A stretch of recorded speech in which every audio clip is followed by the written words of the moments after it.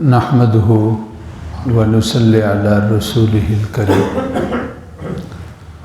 آج 17واں پارہ پڑھا گیا ہے، اس میں 2 سورت مبارکہ ہے۔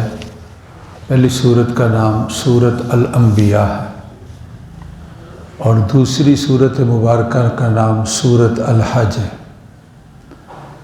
سورت حج میں حج کے بارے میں اللہ تعالیٰ کی ذات نے بڑی تفصیل کے ساتھ بیان کیا ہے اور اس کے احکامات۔ اللہ تعالیٰ مجھے بھی اور آپ کو بھی حج نصیب فرمائے، حرمین شریفین کی زیارت نصیب فرمائے۔ جو پہلی صورت ہے انبیاء، اس میں اللہ تعالیٰ کے برگزیدہ بندوں کا، نبیوں اور پیغمبروں کا قرآن مجید نے تذکرہ کیا ہے۔ وَنُوحًا إِذْ نَادَىٰ مِن قَبْلُ وَدَاوُودَ وَسُلَيْمَانَ وَأَيُّوبَ إِذْ نَادَىٰ رَبَّهُ وَظَنُّونِ إِذْ ذَهَبَ مُغَاضِبًا وَزَكَرِيَّا إِذْ نَادَىٰ۔ اتنے سارے نبیوں کا نام لیا اور اللہ اور وَلَقَدْ آتَيْنَا إِبْرَاهِيمَ الرُّشْدَ، حضرت ابراہیم کا تذکرہ ہے، اور پھر اسی طرح حضرت موسیٰ علیہ السلام کا بیان ہے۔ ایک اللہ کے بڑے پیارے نبی ہیں اور ان کا تذکرہ قرآن میں 2-3 جگہ آیا ہے، لیکن بڑے اختصار کے ساتھ آیا ہے۔ ان کا نام ہے حضرت ایوب۔ بڑے پیارے نام ہیں، ان پیارے ناموں میں سے ایوب بھی بہت پیارا نام ہے۔ اللہ کے بڑے نبی ہیں، بنی اسرائیل کے نبی ہیں۔ ان پر 3 طرح کی آزمائشیں آئیں۔ دولت تھی، مال تھا، وہ سارا ختم ہو گیا۔ اولاد تھی، وہ ساری فوت ہو گئی۔ صحت مند تھے، بیماری میں مبتلا ہو گئے۔ یہ 3 چیزیں قرآن مجید سے معلوم ہوتی ہیں۔ یہ آزمائش، 3 چیزوں کی آزمائش ان پر آئی۔ نبی بڑے ہوتے ہیں، ان کی بردباری بڑی ہوتی ہے اور ان کا برداشت بڑی ہوتی ہے۔ ہم بڑے کمزور ہیں، اللہ ان تینوں قسم کی آزمائشوں سے بچا لے۔ حضرت ایوب علیہ السلام کے بارے میں ایک منفی بات ہے، وہ کیا کہ بیماری ایسی تھی کہ لوگ آپ سے گن کھاتے تھے اور نفرت ہوتی تھی، اور آپ کے جسم پر یہ تھا اور وہ تھا۔ یہ یاد رکھیں، یہ کہیں ثابت نہیں ہے۔ اللہ تعالیٰ اپنے نبی اور پیغمبر کے لیے کبھی اس طرح کی حالت پیدا نہیں کریں گے، کیا کہ بندے اس سے نفرت کرنے لگ جائیں اور اس کے قریب نہ آئیں۔ یہ بالکل غلط بات مشہور ہے اور یہ کسی صحیح روایت سے ثابت نہیں ہے۔ ہاں، ان کا بیمار ہونا اور تکلیف میں ہونا یہ قرآن مجید سے ثابت ہوتا ہے۔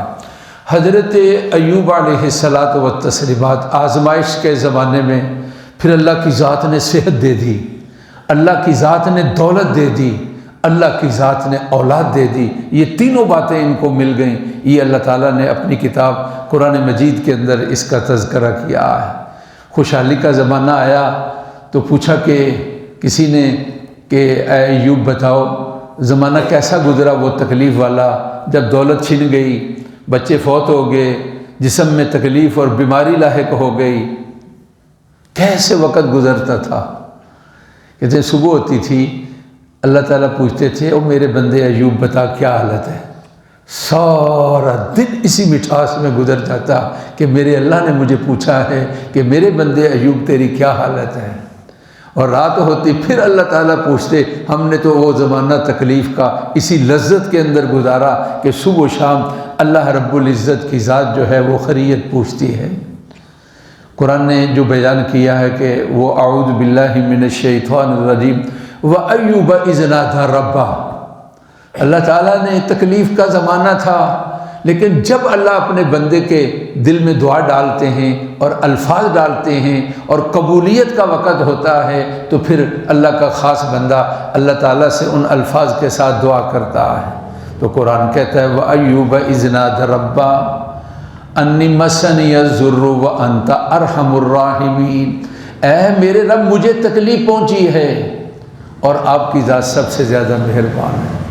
یا ارحم الراحمین۔ آپ صلی اللہ علیہ وسلم نے پیاری بیٹی حضرت فاطمہ سے کہا تھا نا، بیٹی یہ وظیفہ ہے جو جبرائیل نے بتایا ہے، یا اول الاولین یا آخر الآخرین یا ذی القوۃ المتین یا راحم المساکین یا ارحم الراحمین۔ روایت میں آتا ہے جب بندہ یہ کہتا ہے کہ یا ارحم الراحمین، ادھر سے آواز آتی ہے کہ ارحم الراحمین متوجہ ہے، تیری طرف ہے، وہ تیری بات سن رہا ہے، بتا تو کیا کہنا چاہتا ہے۔ تو حضرت ایوب نے کہا انی مسنی الضر وانت ارحم الراحمین، مجھے تکلیف پہنچی ہے جسمانی بھی، ذہنی بھی، اولاد کی بھی، اور آپ کی ذات بڑی مہربان ذات ہے۔ تو قرآن کہتا ہے کہ فاستجبنا لہ، اللہ تعالیٰ کا فرمان ہے فاستجبنا لہ، ہم نے ان کی دعا کو سن لیا، فکشفنا ما بہ من ضر، اور جو ان کی تکلیف تھی ہم نے اس تکلیف کو دور کر دیا۔ فاستجبنا لہ فکشفنا ما بہ من ضر واہلہ معہ مثلہ، ہم نے ان کو اولاد بھی دے دی، اور اس طرح ان کا دوسری جگہ پر آتا ہے غسل کر رہے تھے، مکڑیاں آ گئیں سونے کی، ان کو جمع کرنے لگ گئے، اور کہا بندے کیا اتنی ہی رزق کا تیری مہربانی ہے تو کیوں جمع نہ کروں؟ کہتے ہیں کہ اللہ نے صحت دی اور اولاد دے دی، یہ بھی ہو سکتا ہے، اور یہ بھی ہو سکتا ہے فوت شدہ اولاد کو اللہ کی ذات نے زندہ کر دیا، تو صحت بھی دے دی، دولت بھی دے دی، اولاد بھی دے دی۔ تو قرآن کہتا ہے فکشفنا ما بہ من ضر، جو ان کی تکلیف تھی ہم نے اس کو دور کر دیا۔ تو تکلیف والا آدمی اگر حضرت ایوب کی دعا کو بھول جائے تو پھر اس نے بہت بھول گیا ہے۔ وہ دعا کیا ہے کہ رب انی مسنی الضر وانت ارحم الراحمین، مجھے تکلیف پہنچی اور آپ کی ذات بڑی مہربان ذات ہے، اللہ ہماری مشکلوں کو آسان فرما دے۔ الحمدللہ رب العالمین۔ اللہم صلی علی سیدنا و مولانا محمد وعلی آل سیدنا و مولانا محمد وبارک وسلم۔